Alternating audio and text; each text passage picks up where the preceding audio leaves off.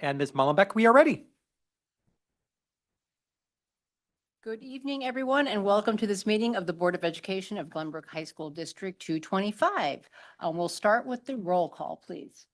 Mr. Downing, Present. Mr. Guwacki, Present. Mrs. Hope, Ms. Mullenbeck, Here, Mr. O'Hara, Here. Mr. Schein, Present. Dr. Steinberg, Here. 6 members present. first item on the agenda is approval of the agenda. Dr. Gravel, have there been any changes to the agenda since it was circulated? There have been no changes to the agenda. However, I have updated or included an updated personnel report. Okay. In that case, could I please have a motion to approve the agenda? So moved. I second. All in favor? Aye. Any opposed? Motion carries. That brings us to the superintendent's report. Dr. Gravel. All right. Good evening, everyone. Thank you so much for being here in this lovely June day. Today, we gather for a little bit of a bittersweet celebration of someone who might be sitting right to my right. We were just joking a few moments ago. Last time that we had a little conversation about Dr. Johns, I was scripted and he was not. And this time he is scripted and I am not, which we'll let you evaluate how this goes if I get too long-winded. At the end of last week, we had an opportunity to gather actually in this room to celebrate 3 retirees from the school district that work in this building. We have Mrs. Linda Regal, our enrollment manager, Mr. Peter Spiro, one of our long-term technology specialists, and Dr. Johns. And it was really fitting to be in this room for that celebration because I was one of the fortunate individuals to be part of the panel that first met Dr. Johns here at Glenbrook. And I also remember you later on telling me a story about how you had all these packets ready to go, or were they ready to go because you had a little printing issue? Yes. And you were very flustered in your mind.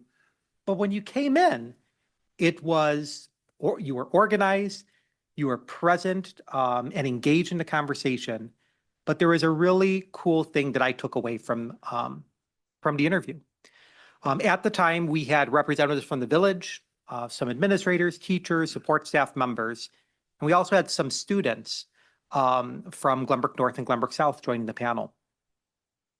And I remember as Charles was going through and, you're asking questions or being asked questions, answering them, he'd always take good notes to make sure he addressed those questions. But when it came to the students having an opportunity to ask questions, it really wasn't just a question and answer. It was a real conversation. It was a true dialogue back and forth. And it was not really like an interview. It was someone who's been in education a long time talking to kids just like they were your own children and really understanding what it was that they were interested in, what they were excited about being a Spartan or a Titan, and really what they're looking for in a new leader. After the interview ended, and we had an opportunity to meet all the different candidates, that was the theme that I recall going around the table, hearing about how Charles connected with kids, because to his core, he believes that when we come together in this room, when we are working each and every day as administrators, we are here working to support our students, to make sure that they are successful, and their voice is equally as important as the village representatives, as administrators, as staff members. And that was the entry point to Charles. But Charles is a systems thinker, and he always knows that it's important to incrementally improve things, sometimes slowly but surely. And Charles first came in his first year, and he had 2 topics. I remember we were meeting in my office after giving you a very large basket of different items to welcome you to the district. And we talked about this thing called a strategic plan. And we talked about a very unique board policy manual. And at the time, let's just suggest that you thought it was kind of important to navigate through these things. But the reality was it wasn't just time to do it. We had a lot of things going on in the district, and slowly but surely, we needed to equip ourselves, prepare ourselves for that.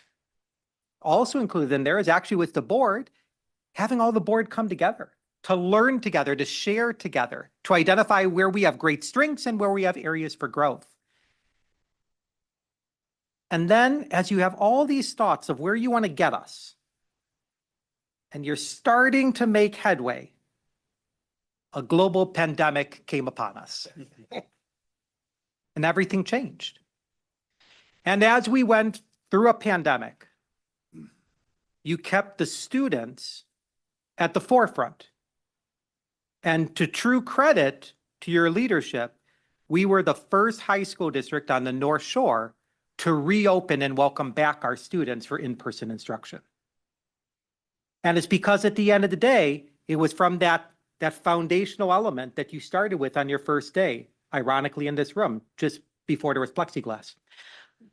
And it was about making sure students had what they needed to be successful. Fast forward a little bit longer.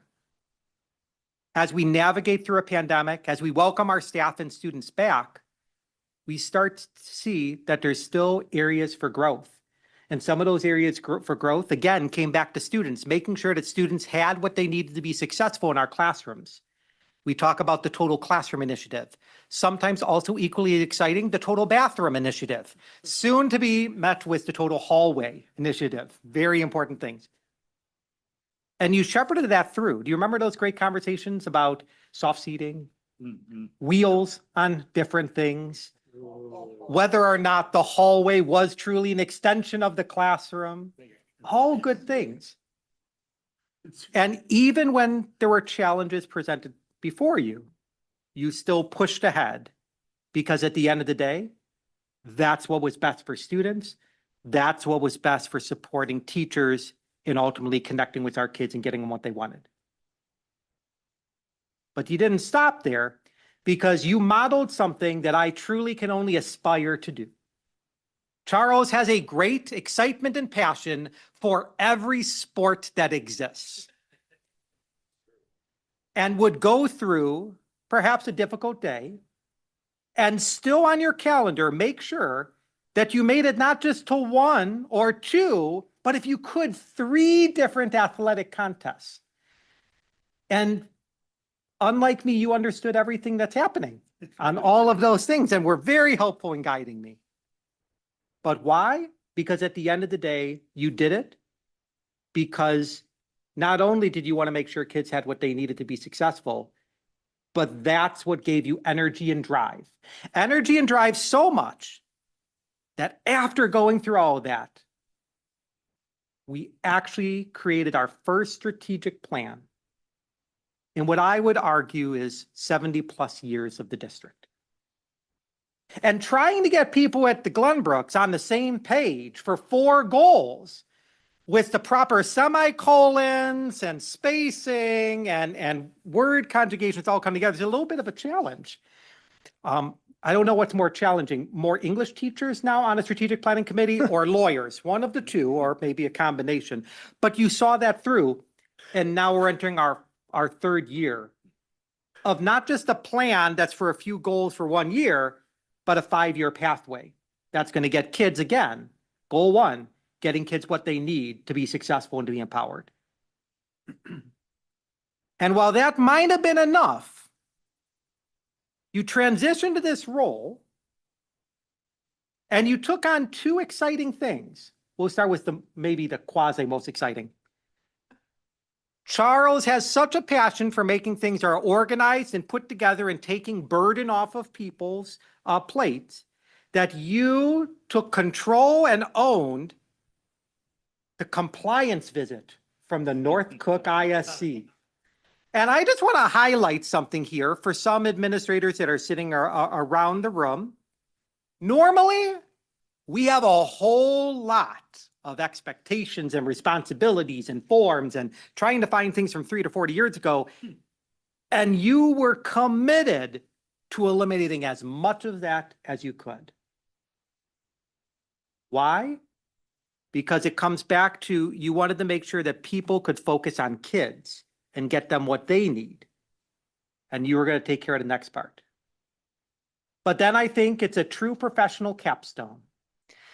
My friend, you walked into the most unique board policy manual that might have ever been created through decades and generations of attorneys that have sat on this Board of Education, and you hit the reset button, which I think we made an argument you didn't think was necessarily going to happen in this timeline. But again, you brought us together. Sandy and Matt can attest. We had a lot of great conversations, a little bit of humor. You had copious notes of all the uniqueness because you not only reviewed what the model policy is, what most school districts had, you reviewed everything that we had, and then everything that we do that's not written, and you had to put it all together so it came in one final product. And so for every administrator that will come after you, we will be able to focus on what kids need because of the foundational work that you have developed. So on behalf of all of the administration, on behalf of all of our students for which you have graduated during your tenure here, and most importantly, for over 38 years of support, success, and excitement in public education, thank you for spending the last part of it here, and thank you for helping me not come into a bad board policy manual and not have to deal with compliance and having it all there. We will be better for you. So before he gets to speak, can we give Dr. Johns his first round of applause?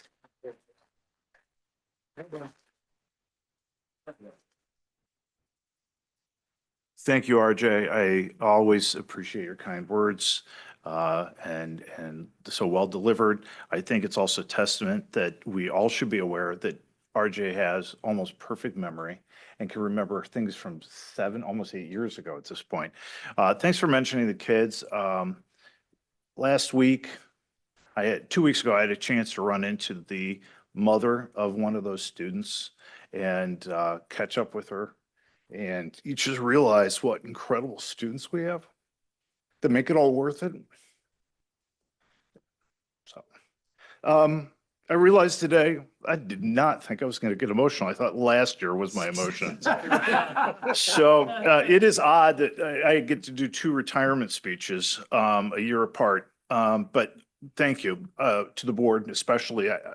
This is my 22nd year, but this is after 22 years of school board meetings. This is my last one. Now I know I'm not up to Skip's level yet. Okay, very good. A lot of board meetings, a lot of late nights, but a lot of good has been done during those meetings, and we've done good things in all the districts I worked for, especially the Glenbrooks, in making sure that we are putting together the very best that a community could put together for young people. I want to thank the board for the opportunity to let me serve in the emeritus role. It has enabled me to make contributions to a district that I love very much. My work during this time has been personally gratifying, also very nerdish, and hopefully it will have the lasting impact that RJ mentioned on the district. This year, we were able to complete some nagging initiatives that would, as RJ said, made it very hard for a new team to take on, but they're still very important. They establish a foundation for future work and to keep the district running strong, and we'll make sure that as the continuous improvements continue, there's a strong foundation for the district to work off of. I was able to support Dr. Gravel on an as-needed basis. This has been a real treat for me. As a longtime leader and a student of leadership, I had the chance to see a tremendous leader transition to his new role. I'm not your dad or anything, but that's getting into his new role, and he's had a brilliant start. And from an quasi-objective position, he was great to work with when he was assistant soup, associate soup, deputy soup, and he has become a tremendous superintendent. He has a powerful vision and is executing it remarkably, leveraging the strategic plan, keeping a living plan, and improving it by making the goals more concrete and providing consistent reporting, which will be valuable to the district over the next several years. As a result of this work, we have seen huge gains for this district in terms of getting work done and our execution of important things. Of course, RJ will rightly tell you that his success is due to the quality of his cabinet, his team. The senior leadership team of this district is doing Great work. Just look the other way. They have identified areas that are ripe for meaningful continuous improvement focus and are exhibiting skills, aptitudes, and courage to really get the right work done. The team is highly collaborative. It's very fun to watch them work as they either support each other or give the other the look of, I'm not so sure. But they share a common commitment to the mission, vision, and goals of the district. They support each other and hold each other mutually accountable, which, as you all know, are the hallmarks of great teams. Across the board, we've seen great gains throughout the district. Absolutely essential to this work are the leaders in the departments in the buildings. We have an excellent crew leading at these levels. These teams are relatively new, but are coming together exceedingly well. They're mutually supportive, highly collaborative, driven, and focused. And these are the folks who carry out our work on a day-to-day basis, and they translate plans into action, and substantive progress is being made. Ryan knows he can make my day at any minute by giving me an update on what's going on with our curriculum plans. He's already showing me videos, and it's all I can do not to somehow engage in really the last hours of my work in the district. I believe an area for true celebration in this district is the leadership that is being done by non-administrative leaders. Several years ago, an emphasis was made to grow our own leaders, and a large number of our staff participated in a collaborative venture and are emerging as leaders in many ways. Some of them are now our ISs, but they're also taking on other roles where they don't have the title as an administrator. And that's a hard role to be in. It takes a lot of expertise, it takes respect from your colleagues, and it takes a lot of skill. And we're seeing these leaders emerge in support of our athletic programs, and I'm very happy to report in terms of the leadership of our course teams. And this is essential work for the big long-term progress of this district. I believe this work will set us up for success for years to come. The skills of leadership are applicable in so many environments. Even if they test this out for a year or two and say it's not for them, they've still grown and it still helps our district. Our teachers and staff have really stepped up as they have endured many changes this year. I think we all felt a little destabilized at times by the new calendar. Even I was at the sideline of a game and I'm like, what, the school year's over already? I'm not ready. I didn't get to see a certain sport. And I was part of making that change. And you think I would have been ready for it. You also explained why the clock keeps going at different times.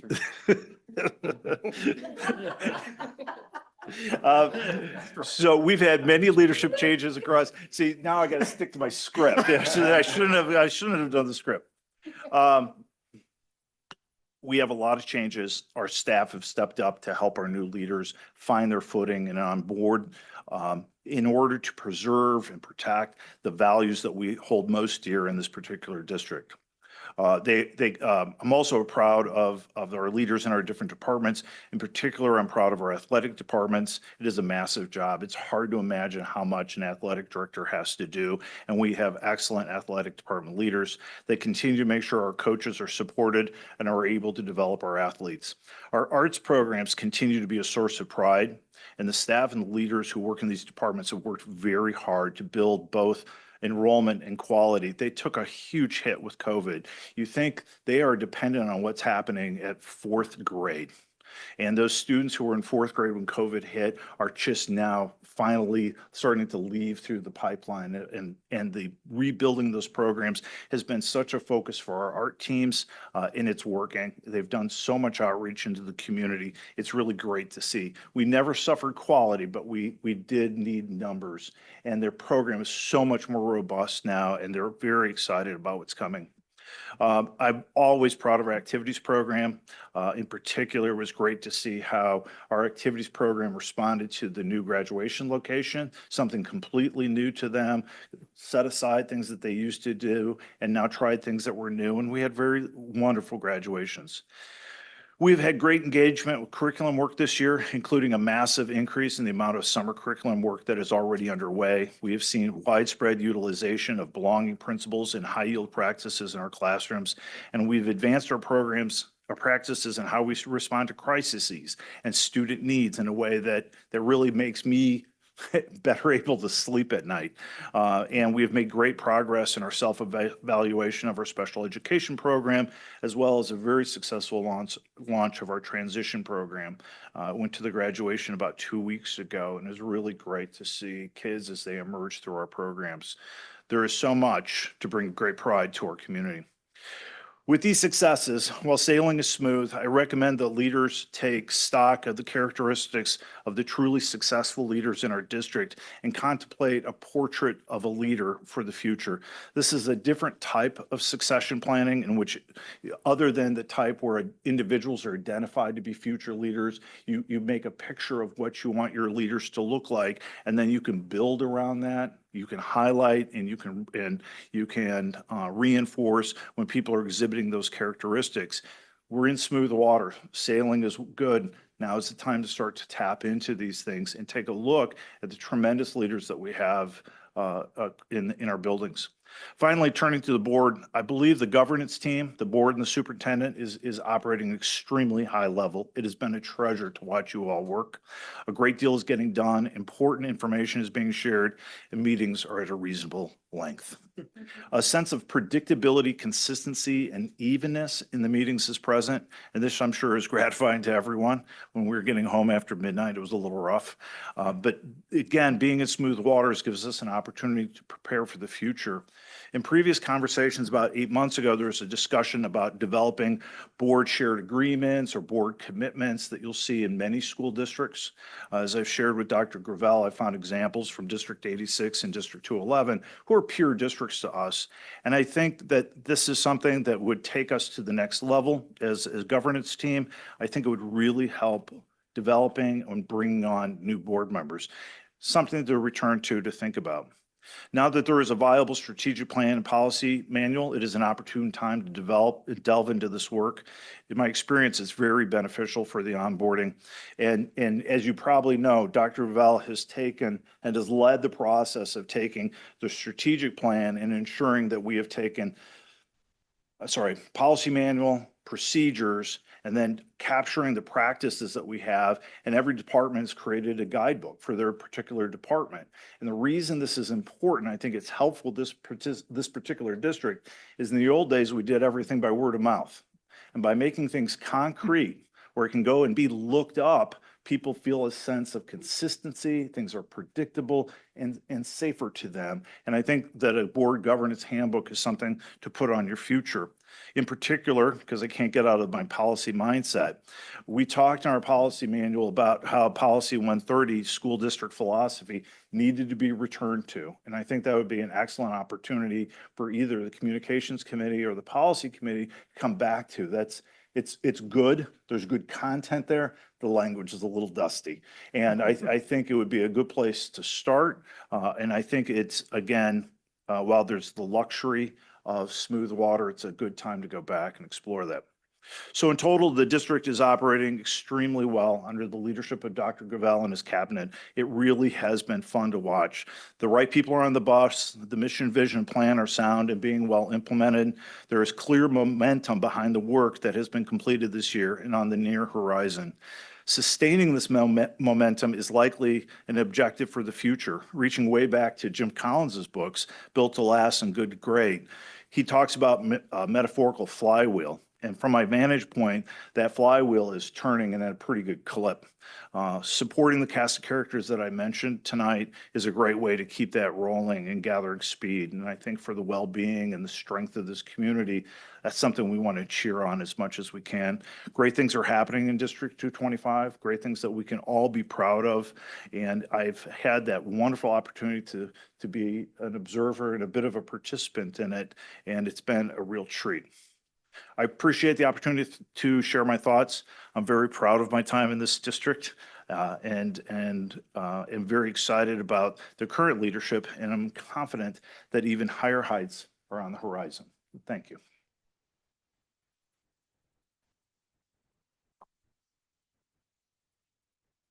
Thank you. Thank you. So at this point, not to interject, but I'd like to ask Ms. Mullenbeck, may I borrow your gavel for a moment? Thank you so much. And the thing at which to hit it on. Thank you. And Dr. Johns, you have selected for your celebration of excitement brownies and cookies, which are present right over here. And you have indicated that this is your final board meeting of the career. So would you like to bring us into recess?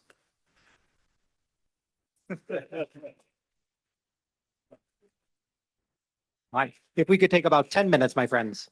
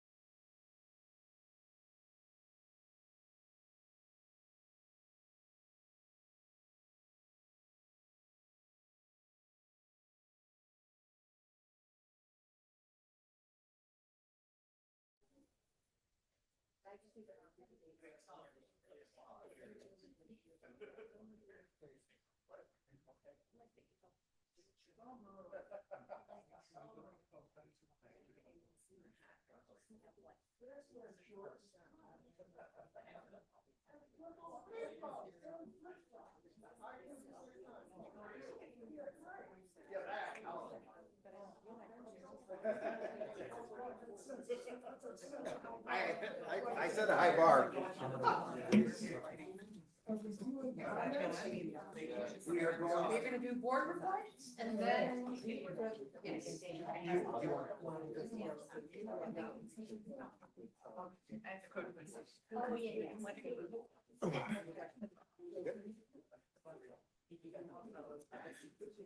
All right, if the board is willing, we'd like to do a little bit of a flip-flop and allow representatives from the community to speak first. Is that okay? Sure. I'll turn it over to Ms. Mullenbeck. Okay, next on our agenda is a little bit of a flip-flop. We will have our community visitors. And, oh. Where's my little? This period will be limited to 30 minutes. Individuals who'd like to address the Board of Education during the recognition of community visitors portion of the meeting have indicated by writing their intent. And we have one person who's come to speak with us tonight. Sorry. Harry Kremasetti?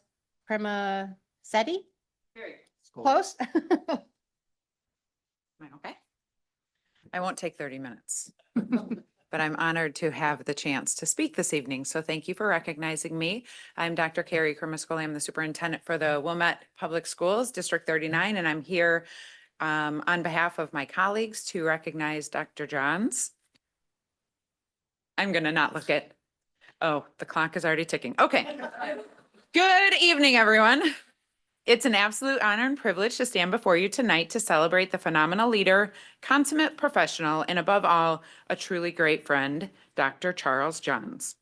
On behalf of myself and fellow leaders and the countless educators who have been fortunate enough to collaborate with Dr. Johns over the years, I want to say a profound thank you. Thank you for your leadership, your unwavering service, and the quiet brilliance you have brought to our profession. I've had the distinct pleasure of working alongside Dr. Johns since the very early days of our leadership careers. And while I won't say exactly how long ago that was, Charles kind of hinted at it a little bit, I can recall Dr. Johns's visionary leadership spanning more than the 20 years that I have been serving as a school leader here in Illinois. Even back then, whether he was serving as a building principal or assistant superintendent for educational services, Dr. Johns was always ahead of the curve. Long before acronyms like RTI, MTSS, and PLCs became standard educational buzzwords, Dr. Johns was already living them. He was leading professional development, breaking down silos, and helping teachers collaborate in ways that were entirely groundbreaking at the time. He didn't just talk about student growth, he engineered systems to ensure that every student had access to rigorous teaching and exceptional learning. For those of us aspiring to lead improvement efforts, Dr. Johns was our inspiration and someone we invited into our own districts to help lead professional development with our teachers and teacher leaders. Yes, 20 years ago, he was doing this work. He had this incredible knack for taking deeply complex educational challenges and making the solutions look absolutely effortless. As Dr. Johns transitioned into the role of superintendent, serving with distinction in DuPage and ultimately here in North Cook at Glenbrook High School District 225, that inspiration only grew. As a superintendent, Dr. Johns has always been a leader and a mentor to many. He has shared his expertise generously, mentored countless colleagues, and championed educational excellence at every turn. He has been a role model of integrity, professionalism, and tremendous care for our entire region. But as impressive as his resume is, and as vast as his professional impact has been, I know what matters most to Charles. This shouldn't be happening. Behind the titles and the strategic plans, the accolades, and yes, the policy book he just spent way too long talking about, Dr. Johns leaves behind the exact legacy he always intended to create, that of a deeply caring educator who put students first always. Every decision he made was rooted in a genuine care for students, families, and staff. Today, we aren't just celebrating the conclusion of a stellar career, we are celebrating the thousands of lives that Dr. Johns has touched, shaped, and elevated. Charles, you have left an indelible mark on our profession and on all of us who have had the joy of working beside you. Thank you for your leadership. Thank you for your service, your collaboration, and your profound care. We wish you all the joy, relaxation, and excitement away from policy that all the retirement adventures might bring to you. It is very well deserved. Thank you, Charles.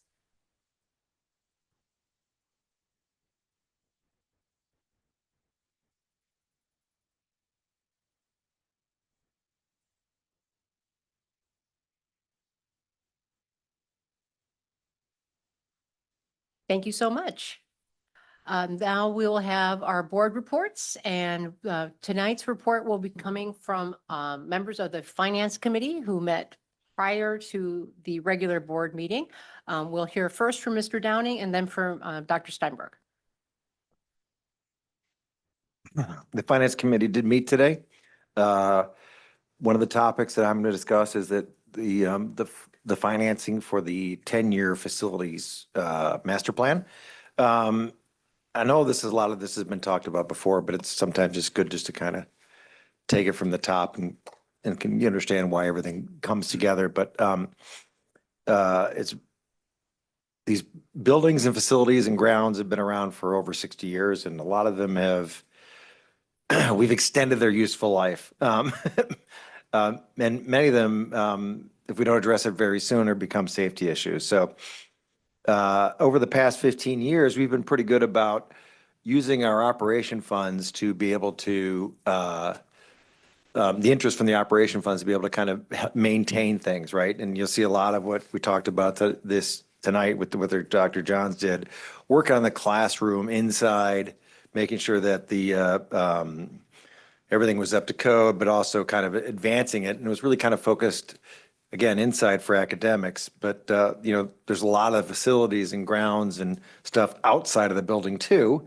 And so, as I mentioned, they're coming to the end. So in anticipation of this, we put together, and probably spent 2 years putting together, a master facilities plan and to address both campuses.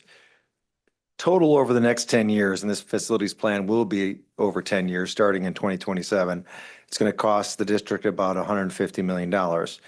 95 of that million is going to be in safety bonds. We're going to reissue safety bonds and address the safety issues, which we want to make sure our students and faculty and people coming to see them are safe. 30 million will be reissuing working cash bonds.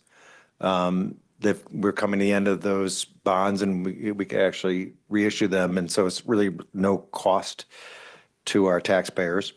And 25 million will be through the operation funds balance. We make about $5 million a year in interest, and we're going to take about half of that and address this master facilities plan. One caveat we looked at was since a lot of this is kind of up front, or kind of this 10-year plan, there's I don't want to say disproportionate, but there's a bigger portion that we have to address in the first couple of years. And we may issue some debt certificates just to pull some of that money up front. We may not have to, but we may issue some of that too. Again, really at no extra cost. I think that is everything we discussed about that. Oh, yeah, sorry. Oop, look out. Timeline. So for those of you that are following at home, we'll probably set the schedule. There's several steps that need to take place. First one will be at the July 13th meeting, where we'll hear from our person that's issuing the debt. And most several steps in between ending on February 22nd. Any questions? Dr. Steinberg, did you have something to add? Nope. You guys, that's it? No, I have something Oh, you else have to. new. No, yeah, Nothing any questions new. on that as a Oh, question? okay. Yeah. Any questions on? Or something to add? Did I miss anything? Committee? Did I hit it? Drop the mic. That was fun. Okay. Dr. Steinberg. All right, the second topic that we covered, we had a presentation on a partnership and professional service agreement with motivated learners. And the idea is to enhance our services that our instructional assistants provide. And this is a one-year plan that will help us train some of our IAs to become registered behavior technicians and to enhance the capacity that we have to support our students that need support from IAs, both at the two buildings, GBN and GBS, and also the transition services location. This is a one-year program. It's through a partnership, so it involves bringing 4 individuals to become the trainers that are not going to be district employees. They're going to be part of this organization. And the hope is not only to train the people that we have, but to build the capacity so this could be sustained through years to come.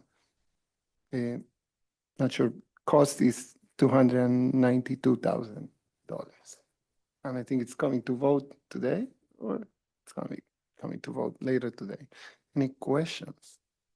Just one clarification, the cost is being paid by IDEA funds, Thank you, correct? that's a good point, Or yes. Grants. Federal So grant. It's not out of our. So it's not out of our pocket. That'll be on, that's on the consent agenda? Yes. tonight? Yeah. Okay. Good. Okay, with no questions, we will move ahead and thank you. If any other board member wanted to take time during board reports to share anything, now's the time.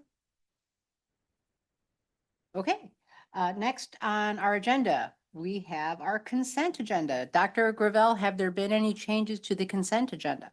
There have been no changes, just a reminder that we uploaded the new personnel report before the meeting. That's right. Could I please have a motion to approve the consent move. agenda? Second.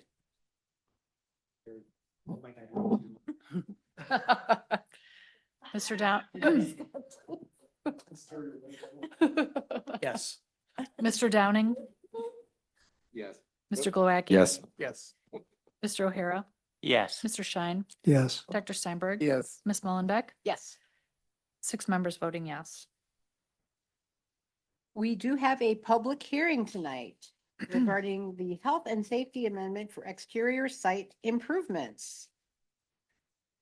At this time, I am opening the hearing on the health, life, safety amendment for exterior site improvements. Are there any questions or comments from members of the board? Are there any questions or comments from members of the public? Since there are no additional comments, I will entertain a motion to close the public hearing on the health, life, safety amendment for exterior site improvements. So moved. Second. Mrs. Smith, will you Oh. take the roll? Sorry, Mr. Glowacki, Yes. Mr. O'Hara, Yes. Mr. Schein, Yes. Dr. Steinberg. Yes. Mr. Downing, Yes. Ms. Mullenbeck. Yes. 6 members voting yes. That takes us now to our, do I need to read a resolution or read them? Let me look at my script. Oh, with a vote of 6-0, I declare the hearing on the health, life, safety amendment for exterior site improvements closed. Okay. And now we have a resolution. At this time, I will entertain a motion to approve the resolution authorizing the health, life, safety amendment for exterior site improvements. So moved. Second. Mr. O'Hara, Yes. Mr. Schein, Yes. Dr. Steinberg, Yes. Mr. Downing, Yes. Mr. Glowacki, Yes. Ms. Mullenbeck. Yes. 6 members voting yes. With a vote of 6-0, I declare the resolution authorizing the Health Life Safety Amendment for exterior site improvements passed. And I'll just offer some logistics. Dr. Patak and I are meeting with Archon tomorrow to formally submit the amendments to the Illinois State Board of Education, which will first go through the North Cook ISC and then to the State Board for review. That will be about a month or two process, so we'll keep the board informed as we learn more. Thank you, Dr. Gravel. Moving on to our discussion action agenda. Our first item is the Emergency Medication Access Initiative. We're excited to welcome Dr. Cummings and Mrs. Julie Schellert, our Assistant Manager of Nursing Services, to talk about an important initiative. We kind of gave an early preview of this at the last meeting. And Dr. Cummings, I don't know if you're doing an intro or is Mrs. Schellert just going? Turning it over. All right. Hi, everyone. Is this on or I think you can hear me? I have a little show and tell for us. Just want to provide some information and background information on this initiative. I think the impetus for the Emergency Medication Access Initiative is in the name itself. So emergencies, medical emergencies, as we all know, they're unpredictable.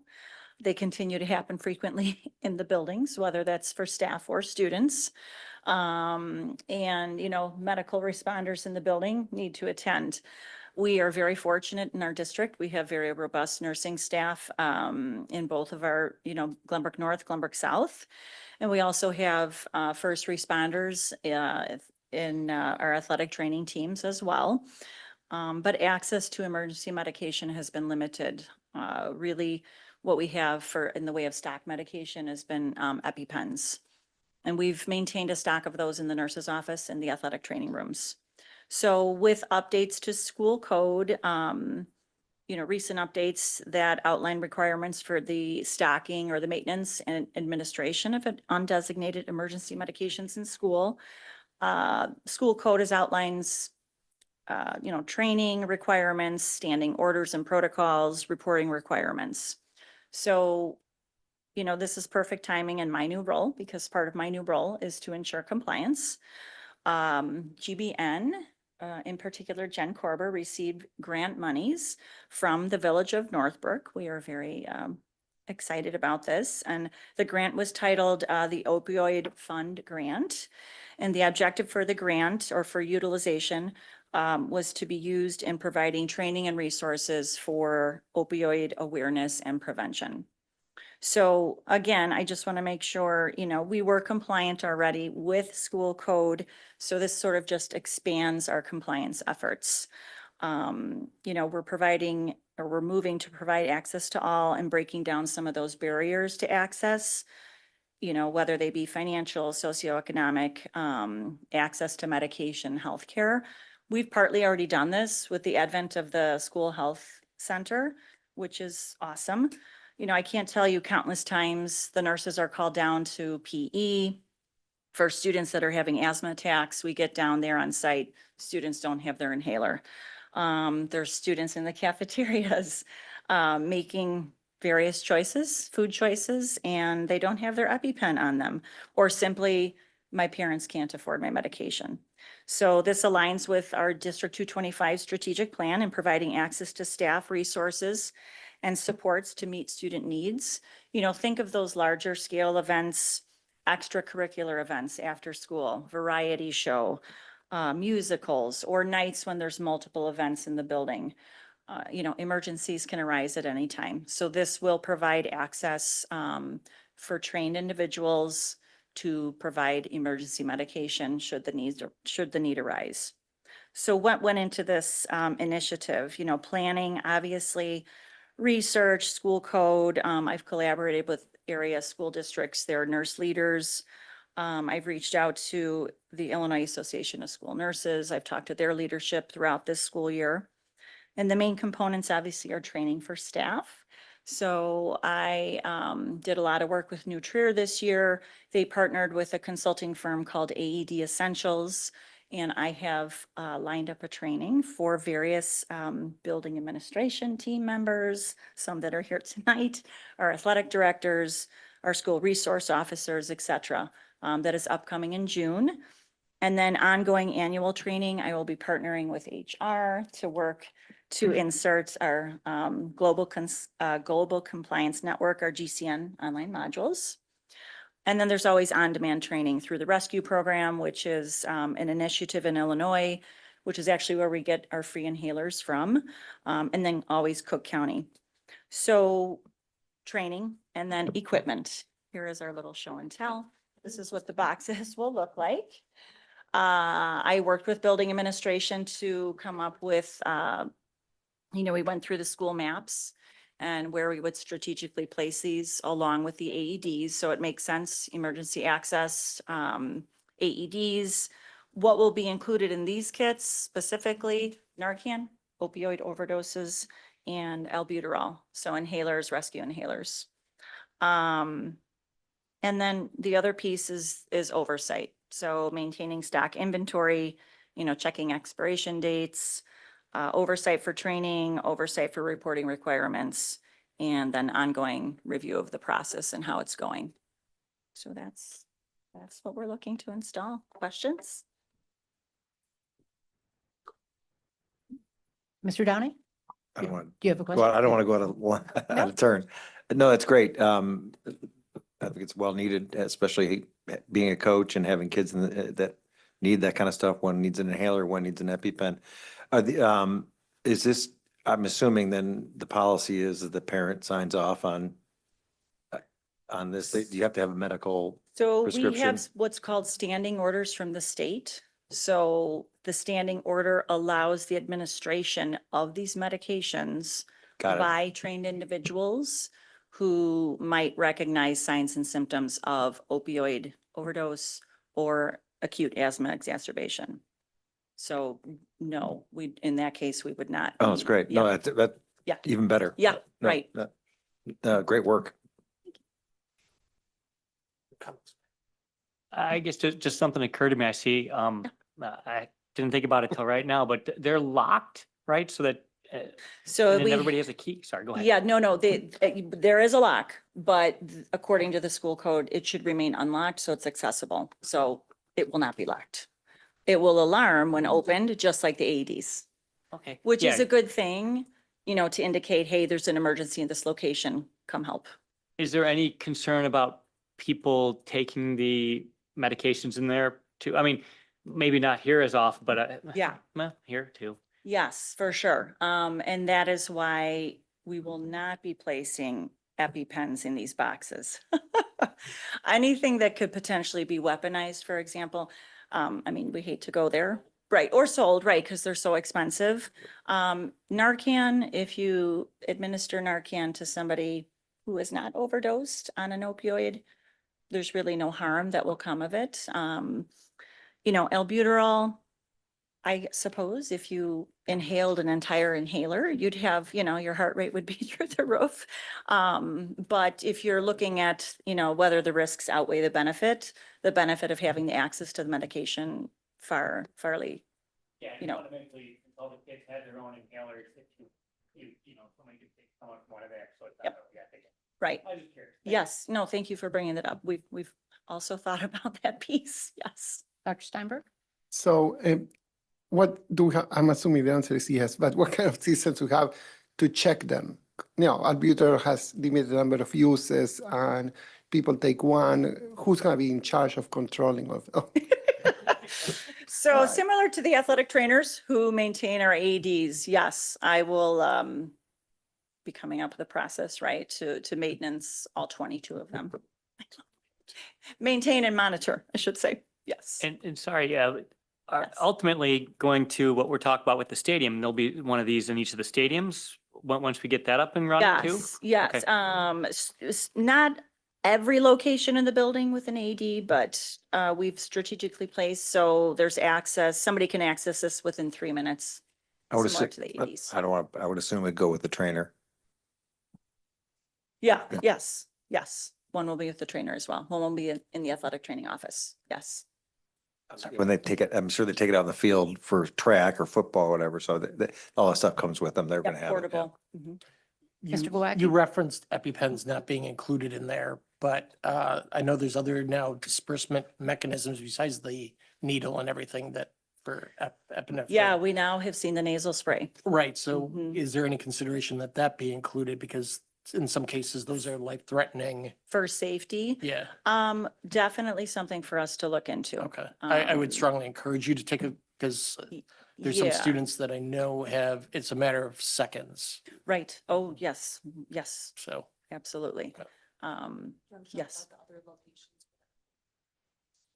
Yeah, we will have EpiPens, at least for now. Our thought is they're already in the nurses' offices Right. in each school. They're already in the athletic training offices, the main office, and potentially student activities office. And I know some of the students are able to carry it themselves, but. Oh, yes, students are highly encouraged and able to carry them on their person, for sure. This is in the event that they don't have it, or that we come upon an emergency. You know, you can develop an allergy at any time to anything. That's something we don't know. Is there a reason why we wouldn't have these boxes in the cafeterias, particularly if we were to have EpiPens or some sort of, allergy related? It feels like the cafeteria would be a natural place to have it. Yeah, I think, do I have the memo in front of me? We did list out the locations and I did go through with building administration, really highly populated areas in the building. Okay, I that just might didn't need see access. cafeterias on the list. It may be that one of these hallways is so adjacent to a cafeteria that is close enough, but it just But we feels can like, certainly add one. yeah, that Yeah. would make Is there sense to me. anybody in the cafeteria that would be able to recognize that? That was the question. Oh, well, that's a good question. Yeah, To be able to administer it. So our security staff does receive this, a considerable amount of this training. Mhm. We also have a decent amount of staff members, including our SROs, Mhm. who are around those large areas. But with respect, for example, to Glenbrook South, it's at the Student Activities Center, which is in direct proximity. And over at Glenbrook North, we have two proximal areas. Great. I would echo Mr. Glowacki's comment about recognizing the issues about having the EpiPens in the boxes. If there's some way that we can have that medication available, time is of the essence with those allergy reactions, so it would be helpful. That's something, I guess, to think of a way if we can activate that. And then also I saw that the legislation may allow glucagon in the future. So Yeah. just keep an eye on that because we certainly want to have that available for our if that diabetics. Yep, becomes permitted. for sure. But this is terrific. I think there's no one who would, no objection to having these very important life-saving medications available for our students and staff and visitors when they need them. So, And maybe just add to what you said, I think it'd be good maybe if you just had it in the cafeteria, just the EpiPens there or areas that where they would eat, you don't Yeah. need to have it everywhere. Yeah. I think our idea, for sure, but I think the idea is where we strategically place the EpiPens or the epinephrine Mhm. is where adult eyes would be On on it, the box. sure. So that Because would it be- it could cause harm if Of- it got into the wrong hands. of course. But of course, right, it's that fine balance of having Yep. access. Yep. Yeah, Okay, great. Yeah. Well, thank you so much. Yeah. thank you. Soon you'll have those. You won't need them anymore. The next item on our action agenda is 27 to 28 curricular change proposals. Mr. Breetag. Mr. Breetag will walk us through our annual process of looking at new courses, revised courses and changes. Important kind of scheduling process. We used to do a lot of this work later on in the fall, and this is the first year as part of the revised calendar and our curriculum improvement cycle that we're moving it to the summertime so that we will have plenty of time to implement for our new course guide, which then leads to course requests happening right around the end of fall, early winter times. So Mr. Breetag, let's walk us through. Yes, I wish Dr. Johns was still here, as this was one of our first encounters as well. He came to me and he's not aware that we pivoted this, but he came to me and said, just curious, why do we launch courses after course registration and the course guide? There seems to be a misalignment in the sequence. So, and then I said, yes, we have that. And then he had many maps drawn up to show different ways you could do it. So I know you would be proud. So with that, some things I want to highlight. that are really important is I do think this reinforces the continued efforts by our instructional supervisors tied to the strategic work.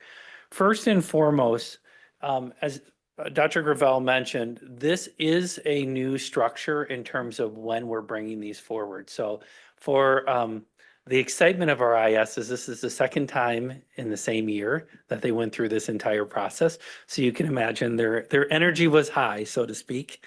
As they did do this, their number one focus was how do we create a longer timeline so that our teams have time to really work through the development process, but also so that our students are very aware when Dr. Cummings' process takes hold, that they are very aware of their courses and what they're registering for. So that's number one, and that's very much tied to our students and their pathways work. But second to this is that you can see that there's a greater focus on the curriculum mapping process and the work on how our sequences unfold. Because, if you didn't notice, there are no new course proposals for 27-28. Instead of focusing on what is new or what could we be bringing, instead their shift became, what would it mean to create greater alignment? What would it be to ensure that when we look at the opportunities that students have for early college experiences, that those are aligned across the district? And what courses do we have that currently could be modified, or what we affectionately said behind the scenes, converted to dual credit with Oakton? So this is a really exciting time because I do think it shows how much effort that our buildings are putting into long-term thinking in their work. So with that, I want to highlight just two really important areas that we had identified early in the year, last year, forgive me, that were misalignments that we needed to work through. And we feel very strongly that we've made tremendous progress. First is in our English area, our English teams have come together, and over the next 2 years, we'll have created alignment at the senior level in terms of the courses our students have access to for early college experiences.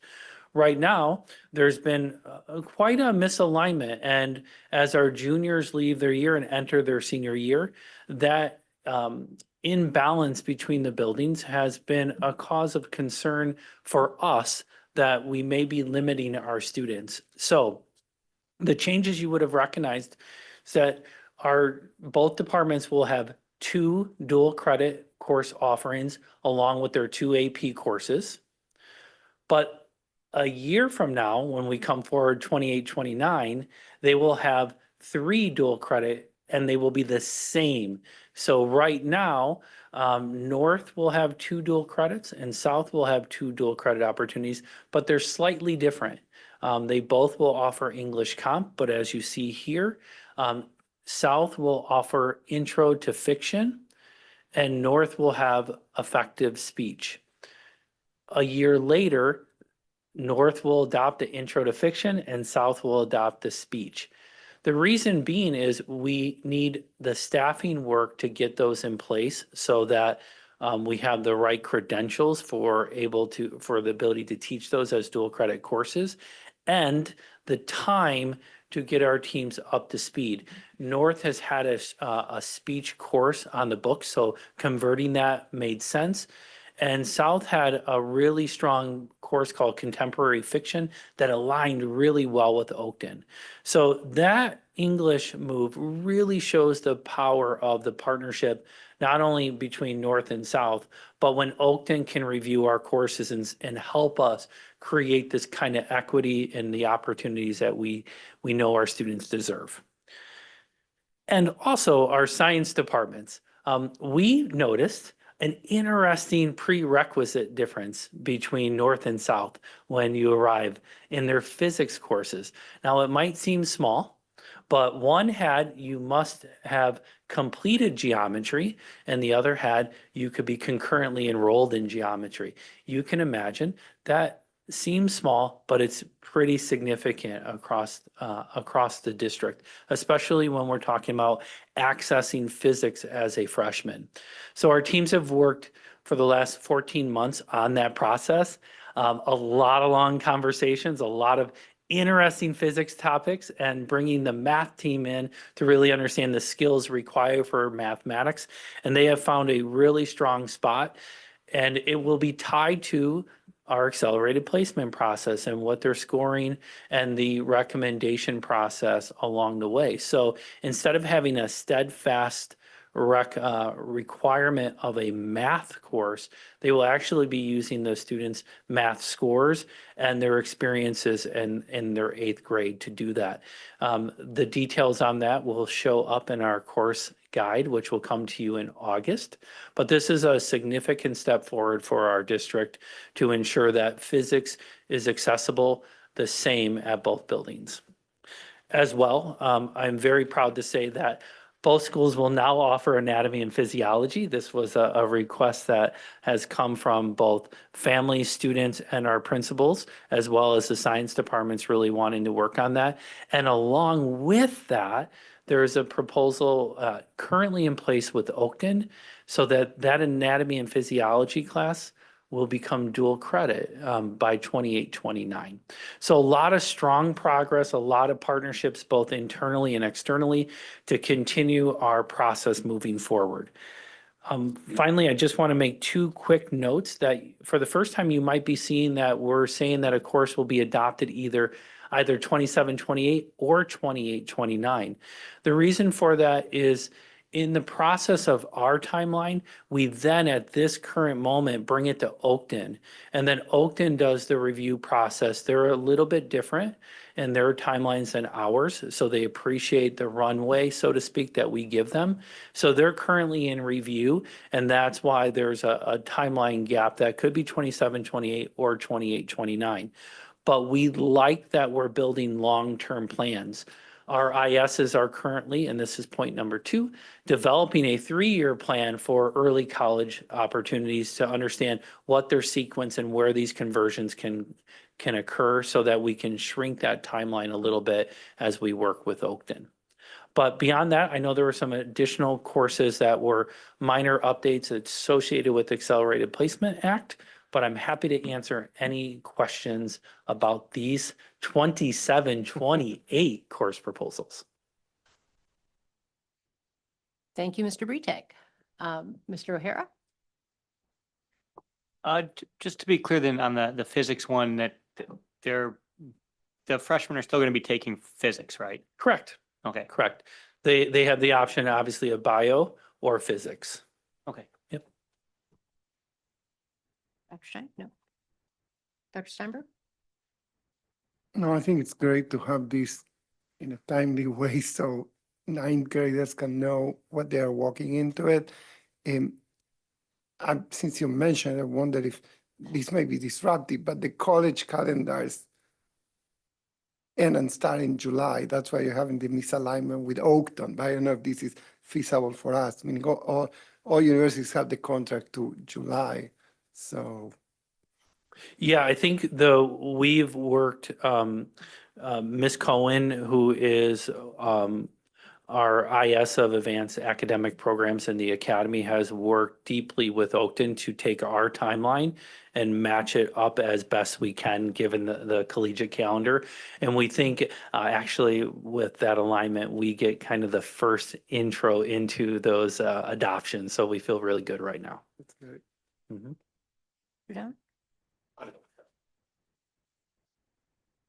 Quick comment. This is great. I think anytime you can help kids get dual credit, give them an advanced start on their college, it's good for them. It's good for their parents' pocketbook. Yep. Mr. Galecki? Yeah, I was going to just echo the same thing. It's wonderful the work that you're doing on the dual credits, especially as more and more students are going in, getting dual majors or multiple certificates. They're using all these advanced credits and stuff to some of them are ending early, but the studies are finding that they're actually getting more credit to be competitive in the market. So anything we can do is greatly appreciated. Absolutely. Thank you. again, as everyone said, I think we're all very excited to hear about the dual credit opportunities. One thing that occurs to me, and I'm not exactly sure how we would approach this necessarily, and this is just based on my experience, but my understanding is that a lot of our kids who are going to Oakton, for example, Oakton has relationships with many of the Illinois state schools so that the credits were transferred seamlessly. Have we looked at whether those schools have certain classes that are sort of required for every gen ed kid to take? And can we make sure that when we offer dual credits, they are checking those boxes? I say this, my daughter goes to school in California, and everyone in the California state system has to take a communications class, a particular communications class. There's no way around it. You can take it in high school if you're in school in California. And a lot of kids do because they know this. If we can leverage those sorts of like little tricks where we can give our kids an extra leg up so that when they go to Oakton and then they transfer to ISU, they've already got the English that they need to take in their back pocket. They don't have to worry about checking that box anymore. Yes, one of the things that we are very excited about, the majority of our dual credits pre-23-24 were what were mostly known as elective-based or career-minded dual credit courses. We have put tremendous energy and focus into what are known as IAI or Gen Ed dual credit courses that by statute and law, we have the ability for those to be transferred at the majority of our public universities. The other pieces in our teaching and learning handbook and inside of our course guide that you'll see, there will be a deeper look at how Oakton's courses apply beyond apply to the universities our students might be looking at. So Oakton has partnered with us in the development of that to make sure that there's just a little bit more clarity on what is truly a general education credit and what is considered an elective. I know my son just recently graduated and my daughter's going to be a junior. This has been something we've even wrestled with in our household. This seems tremendous, and then you come to find out it's an elective and doesn't really transfer. A great example of that would be the anatomy and physiology course. The original work on this was that it was going to be what Oakton calls Bio 109. And that would have been an elective anatomy course. So in partner with them, we reviewed their advanced anatomy courses. And with that, it not only becomes a general ed course that can transfer to our public institutions, we just had to look at our curriculum and make a couple changes, such as how would students work on dissection, such as with cadavers and things of that nature. But those are the right kind of steps to ensure that the course does transfer and that it's deeply aligned with first and second year colleges. Excellent. And I think, to the extent that we can be pushing this in the conversations that our students are having with their counselors, even when they start with their planning as freshmen or before, even in 8th grade, not to program them too young, but if they have a sense of, I really would like to accelerate my education. I'd like to keep this cost effective. There are ways to do that with prior planning, and to the extent that we can, be really open and help them in navigating what can be quite complex. I think that's going to be very beneficial for them. So Absolutely. kudos. Yeah. If I can add, Yes. I mentioned this in the past, there's a little bit of a paradigm shift because people want to take in high school advanced classes, right? Which do not necessarily transfer out the way we intend. But the reality, when we talk about dollars and cents and time, if I take in high school a gen ed course, my time is the same, except that I can later take the advanced course in college, where nothing wrong about the teachers in high school, but in college, I'm going to take that course at a different level. It's just that as parents, sometimes we say we rather our kid take a calculus 3 or AP or something like that versus taking a music class that could be part of the gen ed because it's needed, or a regular life science class. So I think we need to work as a community to figure out, and there may be different interests. There may be interest from families who want to just accumulate credits. So you would later go to Octon, you finish your gen ed, and it transfers as a package. So you save 2 years of college. But there may be other families, and maybe I really want that high-level math course so my son or daughter can. It's place all higher. about having the options, Yeah. right? Knowing what your options are.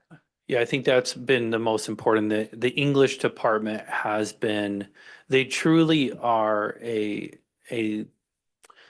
guidepost for us in their work by having English Composition 1. Our students, just imagine that the first group of Accelerated Placement Act, the thing we talked so many years about and the pros and cons to that, but one of the tremendous benefits, both English instructional supervisors have set up that English Composition 101, a required course in almost every university, is our accelerated placement course. That means the majority of our students will have that as their recommended course. But still, there's AP courses they could take. There are non-dual credit courses. There are those options available. But imagine not only getting ahead, but for some students, the confidence that I can do this course and maybe changes the trajectory. So I think you're absolutely right that showing multiple pathways, not only for advancement, but also confidence, real confidence. So we're excited about that. Excellent. Any other comments, questions? Nice work. Thank you, Mr. Bretek.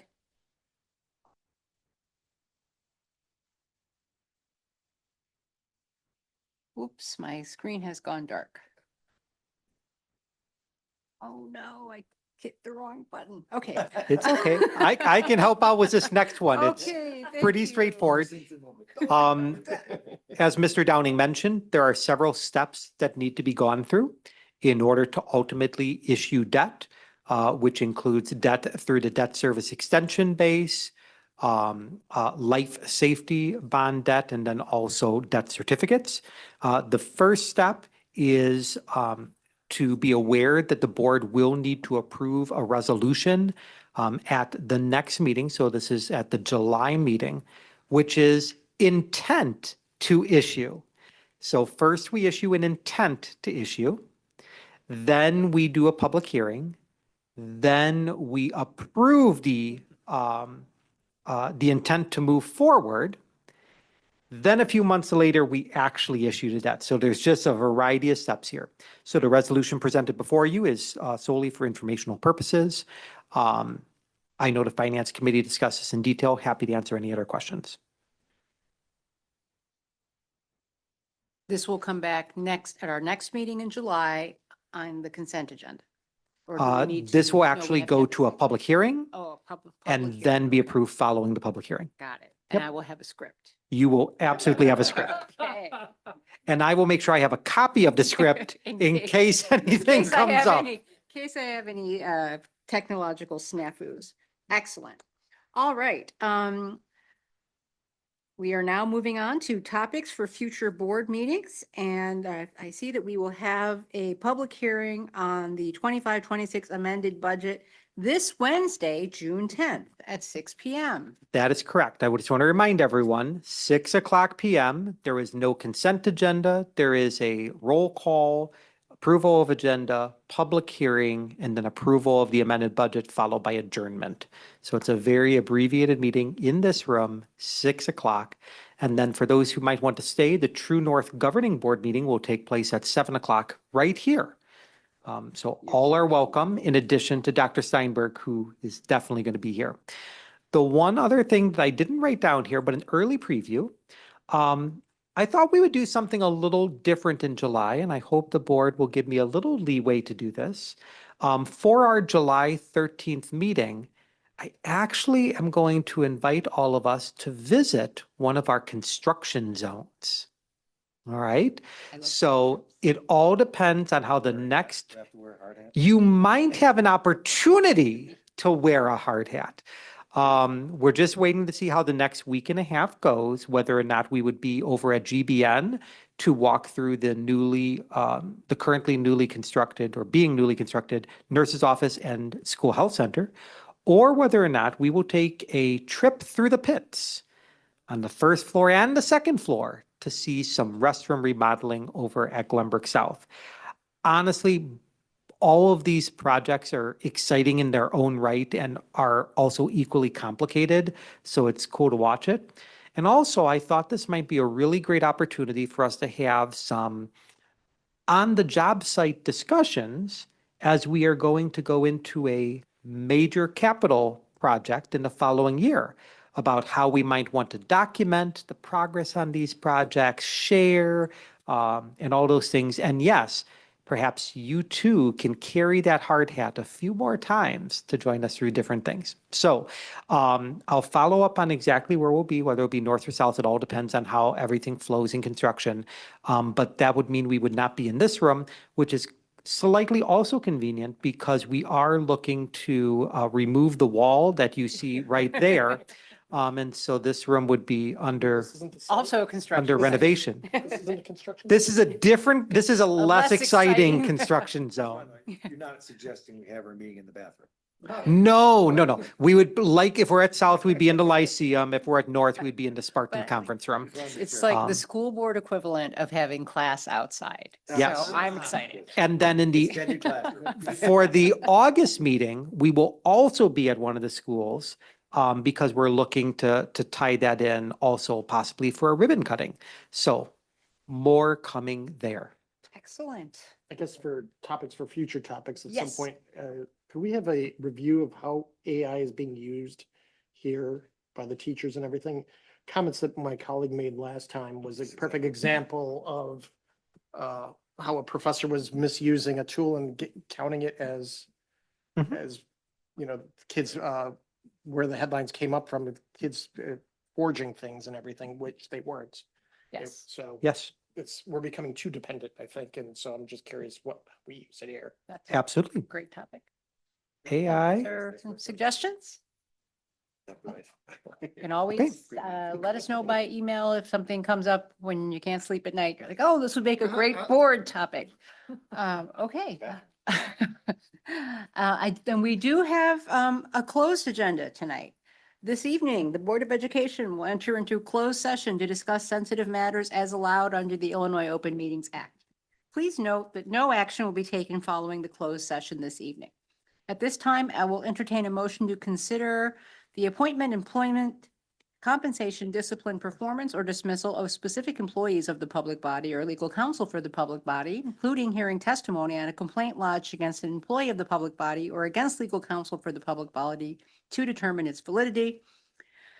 And litigation when an action against, affecting, or on behalf of the particular public body has been filed and is pending before a court or administrative tribunal, or when the public body finds that an action is probable or imminent, in which case the basis for the finding shall be recorded and entered into the minutes of the closed meeting, in accordance with sections 2C1 and 11 of the Open Meeting Act. So moved.